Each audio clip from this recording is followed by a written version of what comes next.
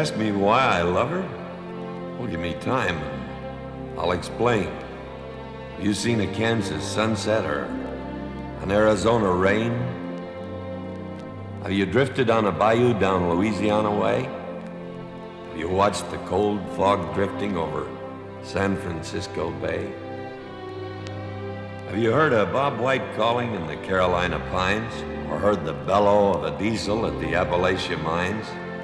Does the call of the Niagara thrill you when you hear her waters roar? You look with awe and wonder at her Massachusetts shore, where men who braved a hard new world first stepped on Plymouth's rock. Do you think of them when you stroll along a New York City dock? Have you seen a snowflake drifting in the Rockies way up high? Have you seen the sun come blazing down from a bright Nevada sky? Do you hail to the Columbia as she rushes to the sea, or bow your head at Gettysburg, our struggle to be free? Have you seen the mighty Tetons? You watched an eagle soar? Have you seen the Mississippi roll along Missouri's shore? Have you felt a chill at Michigan when on a winter's day her waters rage along the shore in thunderous display? Does the word aloha make you warm?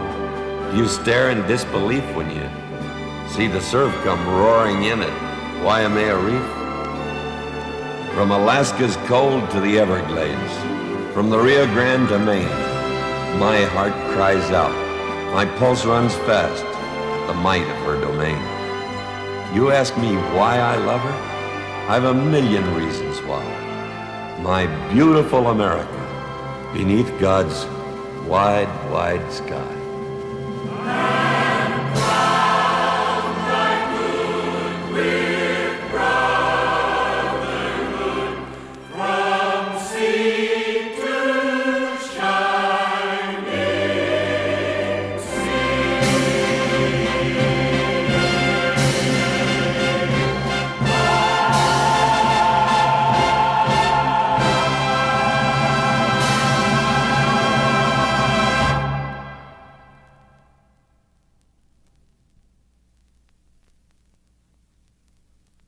The hyphen, Webster's dictionary defines, is a symbol used to divide a compound word or a single word. So it seems to me that when a man calls himself an Afro-American, a Mexican-American, Italian-American, an Irish-American, Jewish-American, what he's saying is, I'm a divided American. Well, we all came from other places, different creeds, different races, to form a nation, to become as one. Yet look at the harm a line has done. A simple little line, and yet as divisive as a line can get. A crooked cross the Nazis flew, and the Russian hammer and sickle too. Time bombs in the lives of man. But none of these could ever fan the flames of hatred faster than the hyphen. The Russian hammer built a wall that locks men's hearts from freedom's call. Crooked cross flew overhead above 20 million tragic dead. Among them, men from this great nation who died for freedom's preservation. A hyphen is a line that's small. It can be a bridge or be a wall. A bridge can save you lots of time. A wall you always have to climb. The road to liberty lies true. The hyphen's use is up to you. Used as a bridge, it can span all the differences of man. Being free in mind and soul should be our most important goal. If you use the hyphen as a wall, you'll make your life mean and small. An American is a special breed whose people came to her in need. They came to her that they might find a world where they'd have peace of mind, where men are equal, and something more, stand taller than they stood before. So you be wise in your decision, and that little line won't cause division. Let's join hands with one another, for in this land each man's your brother. United we stand, divided we fall. We're Americans, and that says it all.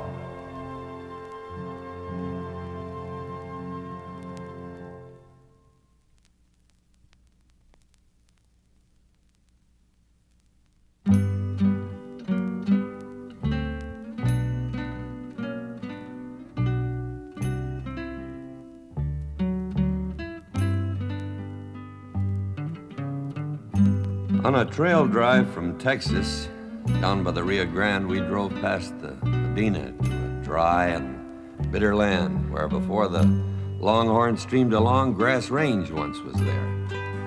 Now we heard them in silence with a feeling of despair. The day was hot, the wind was dry, and mesquite barred the way. Maguey and the cactus tried to drain our lives away. We came up to a ranch house, dying in the desert sun. Looked the old spread over and couldn't see anyone. Then from the ranch house, a man stepped out. He was old beyond his years. A viejo caballero, whose eyes filled up with tears. I have nothing for you, senors, he said. My hacienda's empty now. There was a time. He shook his head and gave a gentle bow. I asked him why he'd stayed on in a place where hope was dead. He looked up at me and his face grew soft, and this is what he said. Mis raíces están aquí. My roots are buried here. Now, I've punched cattle from the Rio Grande to the cold Montana plains, and I've pushed them through New Mexico, through Arizona rains. I've seen ranchers hanging on when it's been 45 below, and the thoughts always crossed my mind as to why they just don't go to a place where life is easier and where nature's not so hard. And then the past comes floating back, and I'm in that viejo's yard. I think of him and his quiet pride and of the things that he has done, and I know that if men battle back at the snow or the broiling sun, they'll live their responsibilities to the land that they love best. America will proudly stand, and in her vigil will not rest, for no matter what may lie ahead, the answer is loud and clear. Mis raíces están aquí. My roots are buried here.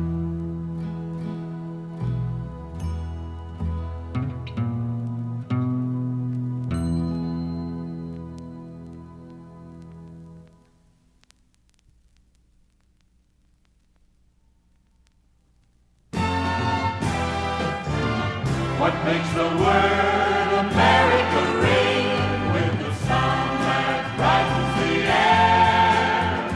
It's people, her people who have done their own thing with blood, sweat, and tears and a prayer. Louis Armstrong on a golden trumpet, and Marian Anderson singing the Lord's Prayer. The savage power of Jack Dempsey, quiet pride of Jesse Owens. Merle Haggard singing Okie from Muskogee, and Chet Atkins picking a guitar. Bing Crosby at Christmas time, and Charles Lindbergh crossing the Atlantic alone. A sharecropper's son, an immigrant boy, a hobo who rode all the rails, the magic guitar of an old country boy, a lone eagle who pioneered trade. Sandy Koufax staring down at a batter while Willie Mays chants his Say Hey. Maria Tallchief gliding in Swan Lake while Fred Astaire dances on gossamer wings. Billy Graham bringing God to millions, and Jonas Salk bringing hope to the world. Mahalia Jackson closing her eyes in devotion, and Johnny Cash singing at the White House.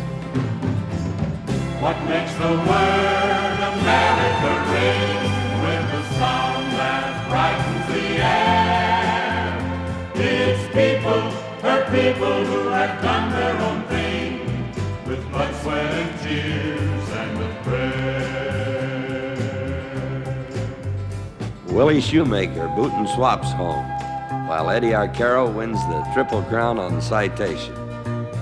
Arnie Palmer winning the Open, while Eddie Arnold is winning hearts. Tom Harmon threading the field for Michigan, while Bob Morrison plays his heart out for Troy.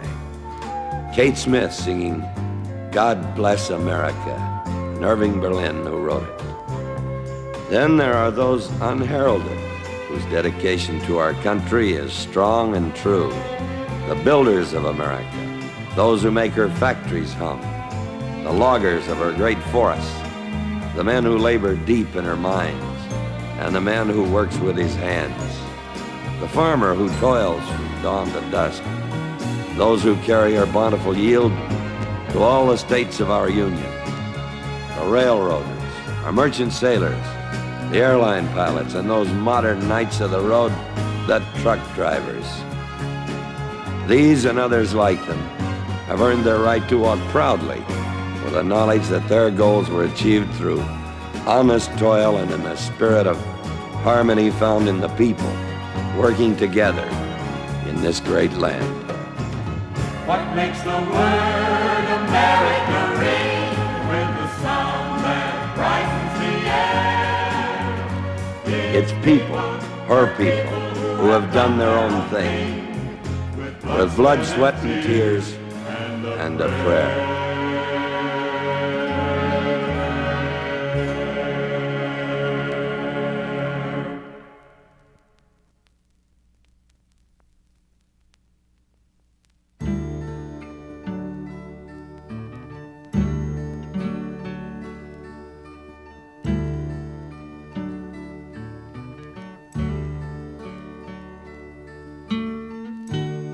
Our son was born so long ago, yet it seems like yesterday that I stood in awe before his crib and heard that doctor say, "You've quite a boy there, Mr. Jones." I could only answer with a nod, for in his very being there, I saw the miracle of God. Later, in his high chair, in a manner I deplore, I saw the miracle of God throw his oatmeal on the floor. Well, I fixed him something different, for I felt he must be fed, but when I turned around again, that bowl was on his head. A few more years rolled along, and he didn't spill things anymore, but his granddad sent a big bass drum, and once more I deplored the fact that my miracle of God had a lusty taste for noise. When he'd boom, boom, boom on that big bass drum, I questioned, boys must be boys. I asked his whereabouts one day. His mom said he's got a paper route. Said he'd helped earn his way as he became an Eagle Scout. When they pinned that medal on him, tears welled in my eyes, and then I gripped his mother's hand. Our boy had earned his prize. I won't forget that September day when he entered senior high. He had an air of great excitement, but he left home with a sigh.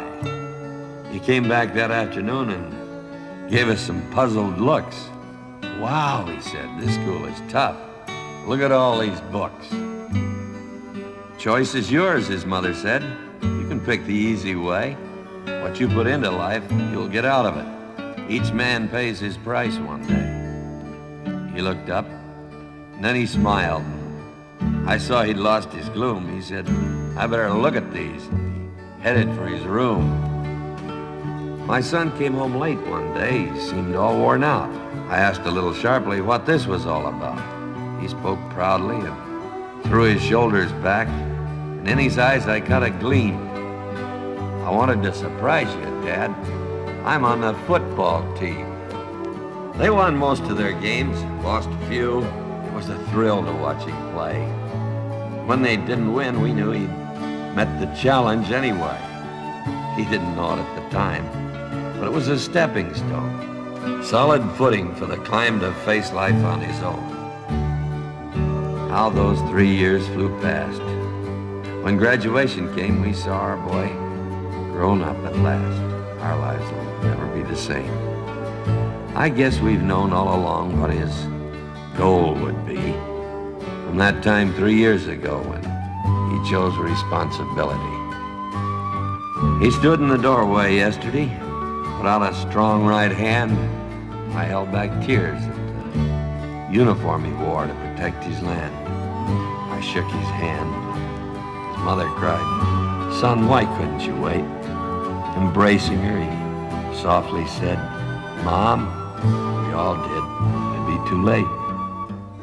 I promise I'll go back to school when I've met my obligation to you, my friends, my girl, my school, and most of all, this nation.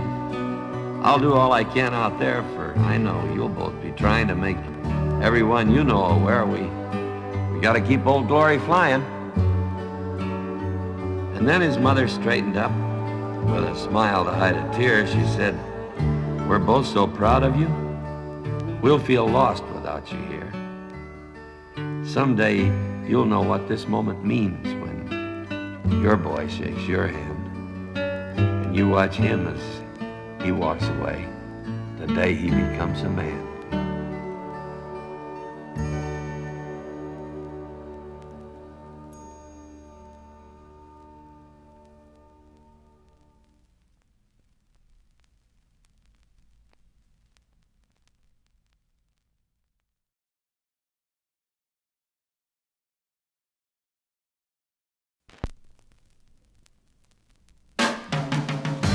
Face the flag of stars and bars, of red and white and blue. A flag that guarantees the rise for men like me and you.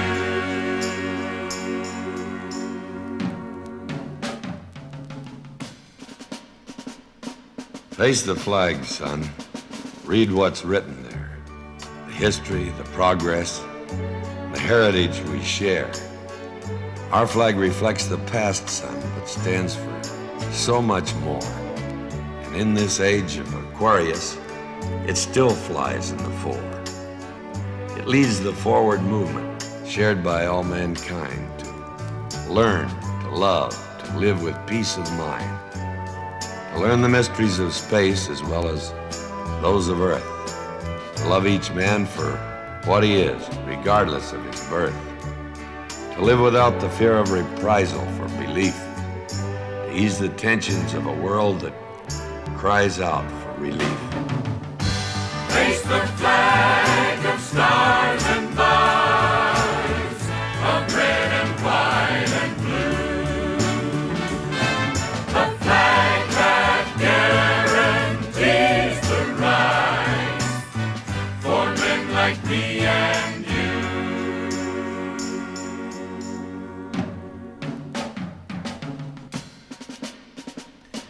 Face the flag, son.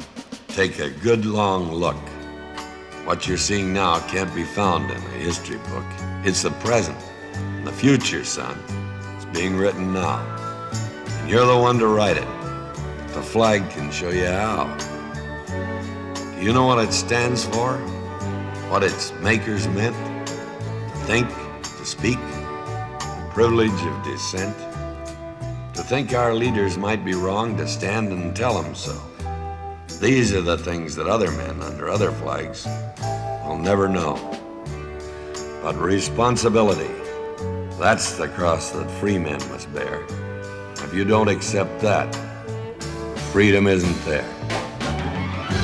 Face the flag of stars and bars, of red and white and blue. A flag that guarantees the rise for men like me and you.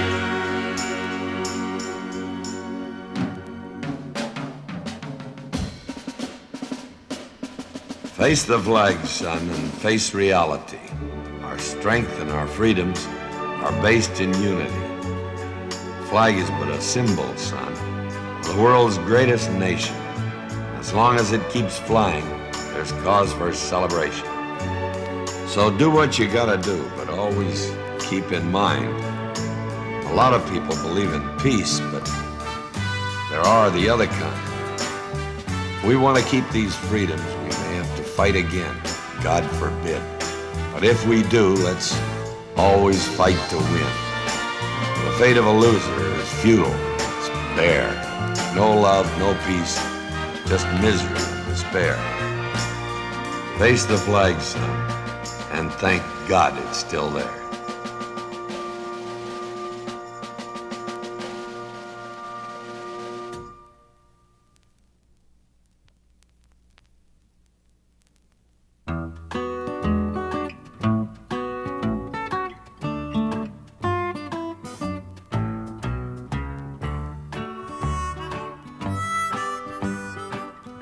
We hear a lot about war or hurricanes that hit our shore. We hear a lot about hard times and a good deal more about the crimes that make the front pages of our news. But all that does is sing the blues about America. Now, what are the good things in our lives about the men who love their wives, who take their kids when they go fishing, spend their working days just wishing to make things better? A fireman who climbs a tree and sets a little kitten free. A policeman who helps you cross the avenue. A man who stops when you're broken down and asks if you need a lift to town, or simply says, "Friend, what can I do?" Have you stopped at a grocery store and watched a kid who's bit off more than his 5 or 10 cent piece can chew? He needs just 2 cents or 3 to get that soda pop, you see, and you get that feeling? Why not? And you come through. And how about on a Sunday morning, the sun's up high and the day is morning and church bells break the stillness in the sky, and all your neighbors and your friends climb in the family car again and go to church and never question why. Then you look at the USA, the folks at work, their kids at play, and looking back you see how hard they've tried to keep this country free and strong. And somehow you've known all along the answer's here, right in your own backyard.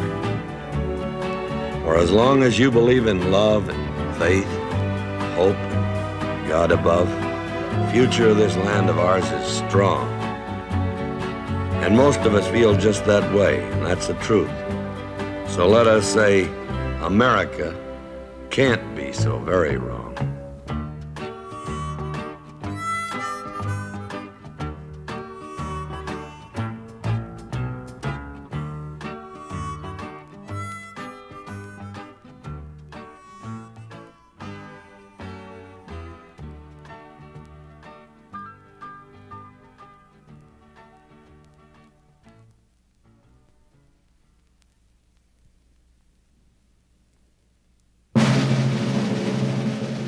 I pledge allegiance to the flag of the United States of America and to the republic for which it stands, one nation, under God, indivisible, with liberty and justice for all.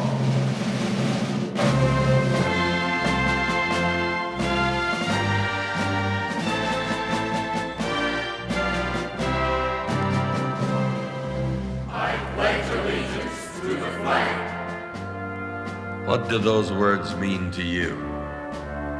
To me, they say, thank you, America, for your strength, your courage, and for our freedom, which has been a beacon to the world for 200 years. Of the United States of America, whose bright stars are 50 states, each bearing its own stamp of individuality. People, 200 million strong. People who have come to her from all corners of the earth. and to the republic for which it stands, A land of laws with an ingenious system of checks and balances that allows no man to become a tyrant and lets no group prevail if their power is not tempered with a real concern for the governed. A land where the right of dissent and free speech is jealously guarded, where the ballot box is the sword and the people its wielder. one nation under God. A land where freedom of worship is a cornerstone of her being. a land graced with temples and churches, synagogues and altars that rise in profusion to embrace all the religions of the world. Indivisible. A land forged by the hot steel and raw courage, and formed forever by the awful crucible of civil war. With liberty. Where man, in pursuit of an honest life, will not be denied his chance. Where her citizens move freely within her vast borders without hindrance or fear. A land brimming with opportunity, where freedom of choice is the guideline for all. And justice. The courts of our land are open to all. Its wheels of justice grind for all causes, all people. They look to every avenue for justice, every concern of the law, and they temper their reasoning with mercy for all.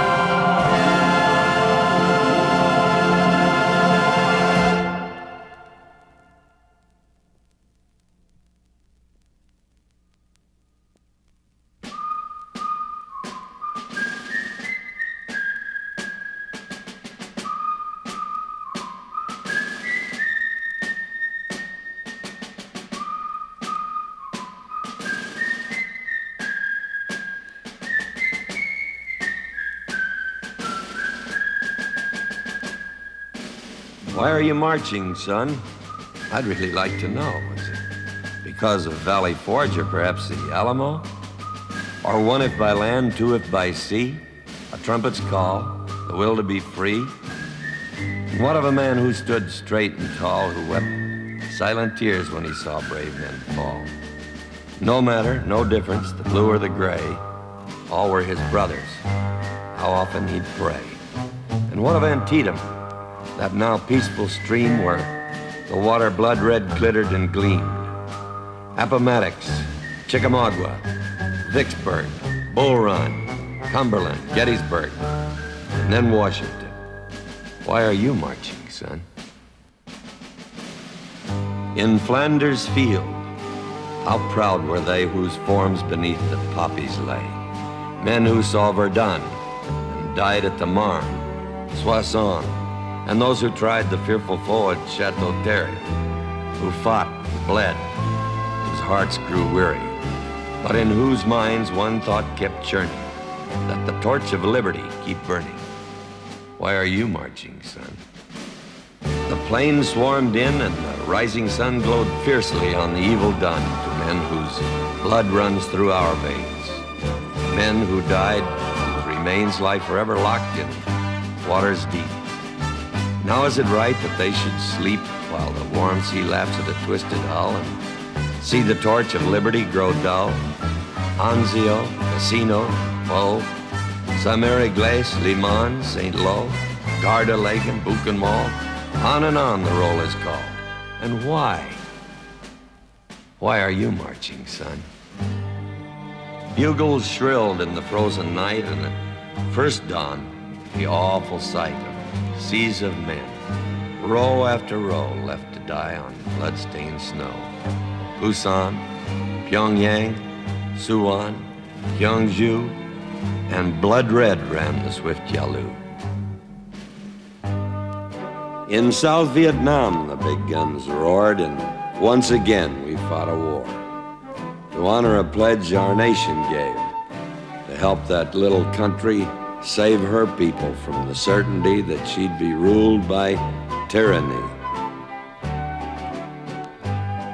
No matter where the big guns roar, our fighting men, like those before, take the torch we all held dear and face freedom's enemies without fear.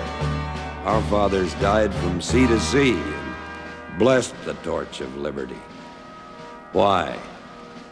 Why are you marching, son?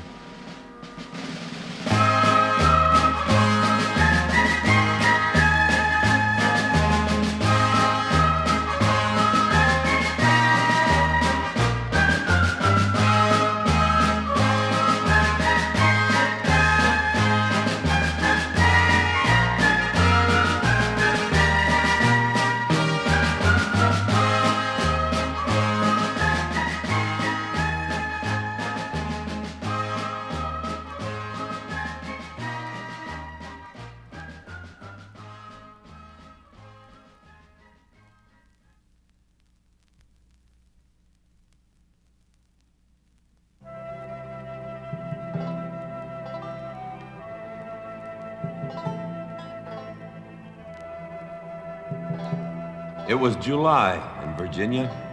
The scent of the dogwood and the laurel lay heavy on the land, while the burgeoning fruit of the peach and the apple marked the full sway of summer.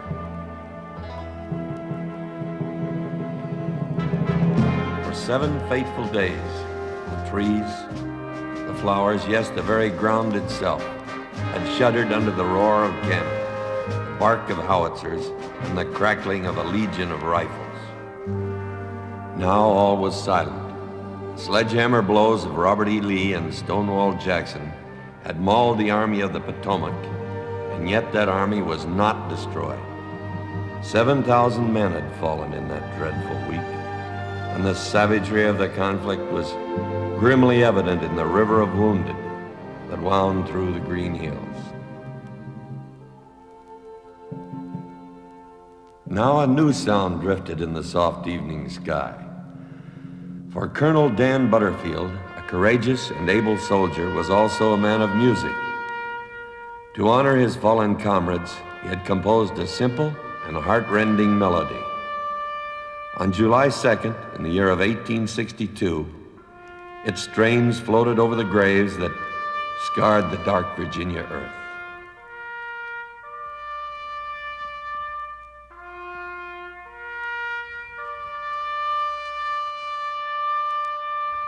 It has been more than 100 years since that sound was born, but those notes have never died away.